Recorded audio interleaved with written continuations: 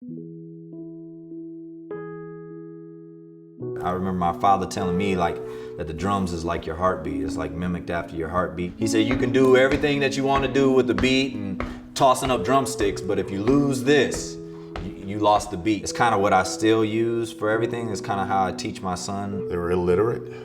Both my mother and my stepfather, neither one of them could read or write. Illiterate people don't have an understanding of certain things, so they bought me books that just had like pretty pictures on them, complicated academic books, but I will read them. I don't give up on young people. I still believe all the best ideas come from young people. You see somebody that's interested, you see a young person that's interested, just keep them focused. I grew up in a low-income household in the segregated city of Chicago. The things that changed my life are the things that allowed me to express my own experiences. Children should be allowed opportunities to explore and develop their own ideas and engage with their environment and engage with the social universe. I think if I was 5 years old today, I would love to know that I had access to the world. I grew up thinking my world was my block and my neighborhood. To not think of your world as your block, I think opens up your mind in a huge way. I would spend like hours alone entertaining myself.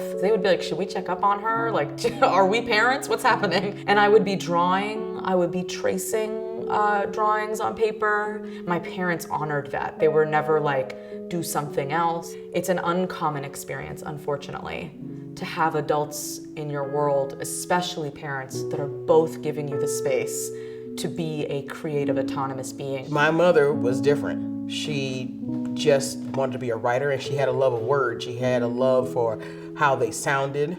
She had a love for language, and she loved to read. I think her goal was just to make sure that I had that same love, be comfortable with being me. I didn't run into this obstacle that said like, you need to put the things of being a child down now. The ways in which that they interacted and raised me and my older sister and younger brother always seemed very rooted in giving us the space to explore.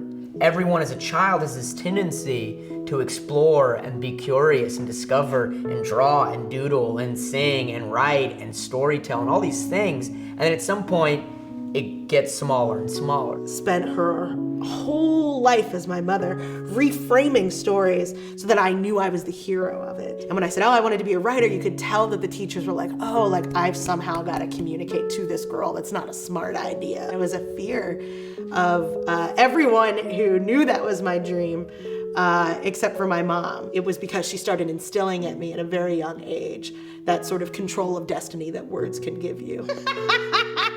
I got out because of words.